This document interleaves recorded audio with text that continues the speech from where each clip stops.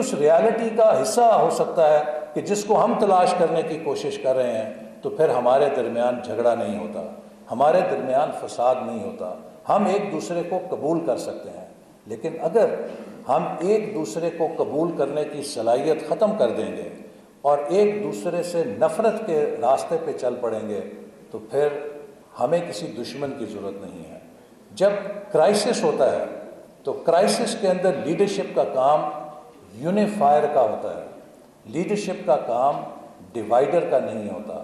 جب بھی کسی نظام کو کرائسس میں آپ پولرائز کریں گے، ڈیوائڈ کریں گے، تو you are not helping the solution, you are actually contributing to the problem. جو لوگ کامیاب قائد ہوتے ہیں، جو کامیاب لیڈر ہوتے ہیں، they always find win-win solutions. They bring people together. They have the ability to unify people. They don't have the ability to divide people. So when you grow up, when you go out in the world, تو آپ کو جس leadership کو exercise کرنا ہے، وہ leadership وہ ہونی چاہیے کہ جو لوگوں کے اندر کامنالٹیز تلاش کرے، لوگوں کے اندر اختلافات نہ تلاش کرے، اور اسی چیز کی آج پاکستان کو ضرورت ہے۔ اور آخر میں آپ کو میں یہ ضرور کہوں گا کہ دیکھیے، اس ملک کو ضرورت ہے کہ ایک نسل یا کچھ لوگ جو کمیٹڈ ہیں وہ یہ عہد کریں کہ ہم اس ملک کو ہر قیمت کے اوپر ٹھیک کرنے میں اپنا حصہ ڈالیں گے۔ ہم میں سے ہر کسی کے پاس اپرچونٹی ہو سکتی ہے۔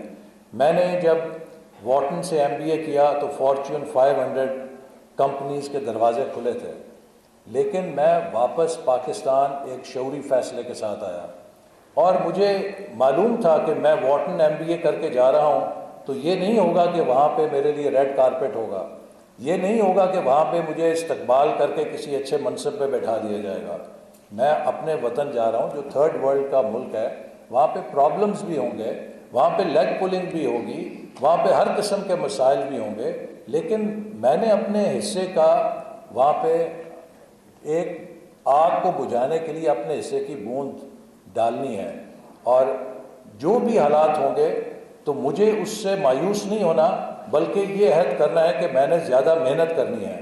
تو الحمدللہ پچھلے 35-36 سال جب ہوئے پاکستان واپس آئے، اس میں بڑے مشکل وقت بھی آئے، اور اپنے سیاسی جدوجہد میں مارشل لاء کا جب ہم نے سامنا کیا، اغوا بھی کیا گیا، سختیاں بھی جھیلیں، ہم نے ابھی حال ہی میں بھی بہت کچھ بھگتا، اور اللہ کا شکر ہے سرخرو بھی ہوئے، لیکن کسی چیز نے کبھی یہ ریگریٹ نہیں کرنے دیا کہ میں پاکستان کیوں آیا تھا، کیونکہ اگر کوئی مشکل آئی اس نے اس عزم کو مضبوط کیا کہ may be we have not worked hard enough, we need to work harder to set things right.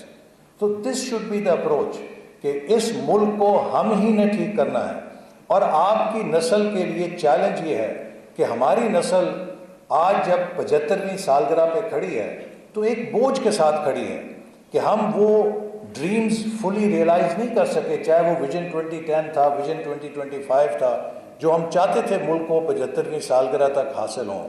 لیکن اب چیلنج یہ ہے کہ 2047 میں جب یہ پاکستان 100 سال بنائے گا، ہم میں سے شاید کوئی ایک آدھا ہوگا، آپ سب کے سب اس منزل کو دیکھیں گے جب پاکستان 100 سالہ تقریبات منائے گا، تو کیا آپ لوگ بھی میری جگہ کھڑے ہو کے اس وقت تاریخ کے سامنے شرمسار ہوں گے، یا تاریخ کے سامنے سر اونچا کر کے یہ کہیں گے کہ finally we did it?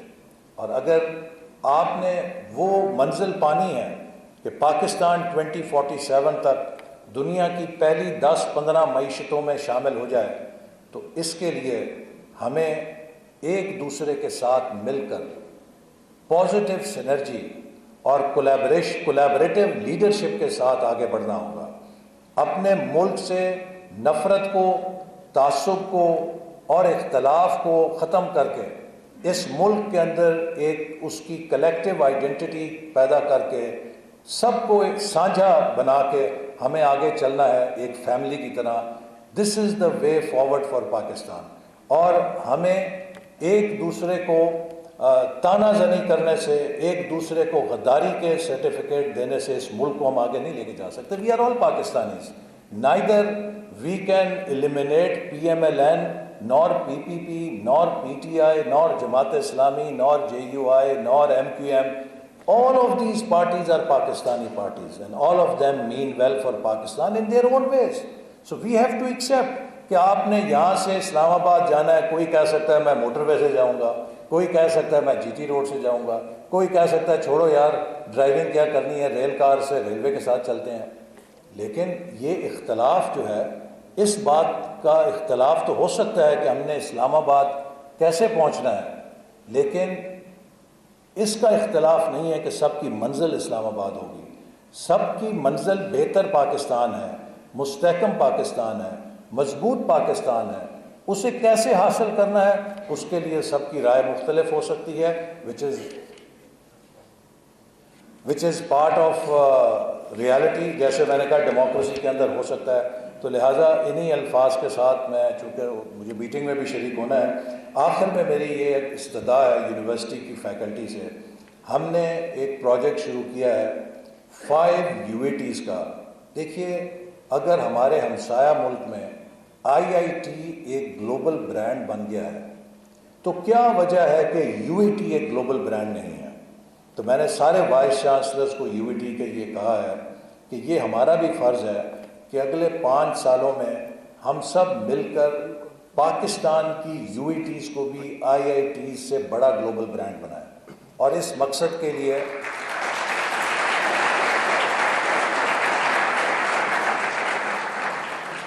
Prime minister Shahbaz شریف صاحب کی منظوری سے ہم نے ایک پروجیکٹ شروع کیا ہے جس میں 5 UATs، ہر صوبے سے UAT لی ہے. بلوچستان سے UAT خضدار، سندھ سے NED کو لیا ہے، پنجاب سے UAT لاہور کو اور ایک ٹیکسلا کو لیا ہے، پشاور سے UAT پشاور لی ہے. ان سب کو لے کر ہم نے کہا ہے کہ جو آپ کی لیبارٹریز کی ریکوائرمنٹس ہیں، چونکہ انجینئرنگ یونیورسٹی کی پہلی بنیاد یہ ہے کہ اس کی لیبز اچھی ہونی چاہیے، تو وہ ہم نے کوئی میرا خیال ہے 5 ارب روپے کا منصوبہ ہے، 7 ارب کا، 7.5 ارب کا منصوبہ ہے، جس سے 5 UATs کو we will give state of the art lab equipment. لیکن اس کے ساتھ جو سافٹ ویئر ہے کہ ان یونیورسٹیوں کے اندر وہ ماحول پیدا کرنا ہے کہ جہاں پہ اکیڈیمکس کے ساتھ ریسرچ اور انوویشن ہو، ایکیڈیمیا اور انڈسٹری ہو، لنکیج ہو، ان یونیورسٹیز کی کمیونٹیز کے اندر کنٹریبیوشن ہو، جو سوسائٹی کے پرابلمز ہیں وہ سالو کرتے ہیں. یہ یونیورسٹیاں ٹیکنالوجی لیڈرز ہوں اور یہ یونیورسٹیاں کارپوریٹ گورننس کے لحاظ سے بہترین یونیورسٹیاں ہوں، تب جا کے ہمیں وہ منزل مل سکتی ہے. اور اینڈ میں ان کی جو پروڈکٹ ہے وہ مارکیٹ کے اندر موسٹ ساٹ آفٹر پروڈکٹ ہو کہ ہر کوئی کہے کہ میں نے UAT کے گریجویٹ کو ہائر کرنا ہے، یا UAT کا گریجویٹ جو ہے اس جیسا ٹیک انٹرپرینور دنیا کے اندر کوئی نہیں ہے. So this is the path we want to follow. اور میں امید کرتا ہوں کہ آپ اسٹوڈنٹس جو ہیں وہ بھی ہمیں گائیڈ کریں گے کہ آپ اس UAT کو ورلڈ کلاس انسٹیٹیوٹ دیکھنے کے لیے کیا تجاویز دینا چاہتے ہیں. اور آئی ووڈ اپریشیٹ کہ اگر آپ اپنے خیالات مجھے ای میل کے ذریعے بھیجیں یا خط کے ذریعے بھیجیں اور یا اپنی یونیورسٹی کے ایڈمنسٹریشن کے ذریعے بھیجیں. اسی طرح فیکلٹی ممبرس کو بھی میں کہوں گا، کیونکہ ہمارا یہ مشن ہے کہ 5 سالوں کے اندر ہم نے پاکستان کی UATs کو گلوبل لیول کے اوپر ریکگنائز کرانا ہے. اور اس مقصد کے لیے یہ مشن مقصد پورا نہیں ہو سکتا جب تک کہ اس میں فیکلٹی اور اسٹوڈنٹس دونوں پوری طرح شریک نہ ہوں. This is the way forward because we are in the 4th industrial revolution اور 5th انڈسٹریل ریولوشن جو ہے ہورائزن کے اوپر ہے. فرسٹ ریولوشن ہوا جب اسٹیم پاور آئی، سیکنڈ آیا جب الیکٹریسٹی نے ایک انقلاب پیدا کیا، تیسرا آیا جب انفارمیشن ٹیکنالوجی آئی، اور 4th ڈیجیٹل ریولوشن ہے جس کے اندر مختلف ٹیکنالوجیز کی فیوژن ہو رہی ہے، چاہے اس میں فزیکل ٹیکنالوجیز ہیں چاہے ڈیجیٹل ٹیکنالوجیز ہیں. اور اب جو 5th ہے اس کو کہتے ہیں کہ man and machine will dance together, کہ جس میں بالکل ایک نئی ریالٹی اب تخلیق ہونے جا رہی ہے. تو یہ وہ دنیا ہے میٹا ورلڈ کے جس کے اوپر اب ہم داخل ہو رہے ہیں کہ جس میں ایک نئی ہیومن ریسورس چاہیے. اور اب دنیا میں ڈگری سے زیادہ سکلز کے اوپر پریمیم آ رہا ہے. تو آئی ہوپ کہ ہماری یونیورسٹیز صرف تھیوری کو نہیں زور دیں گی بلکہ ہمارے جو گریجویٹس ہیں they will have the best skills possible in the world, کہ جن کے ساتھ they are known as engineers second to none. And what I believe کہ U A T in Pakistan should be what MIT is in United States of America. So how long it takes UET Lahore to become MIT of Pakistan, that is a challenge which I place before the administration and the faculty of this university, and I assure you کہ اس کے لیے جو بھی مدد آپ کو چاہیے ہوگی that will always be there. Pakistan زندہ باد.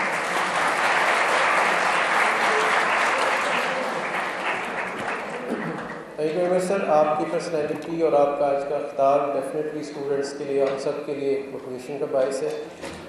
میں گزارش کروں گا وائس چانسلر صاحب سے اور مہمانان گرامی سے کہ وہ اسٹیج کے سامنے تشریف لائیں تاکہ ان کو یونیورسٹی کے سوینئرس پیش کیے جا سکیں.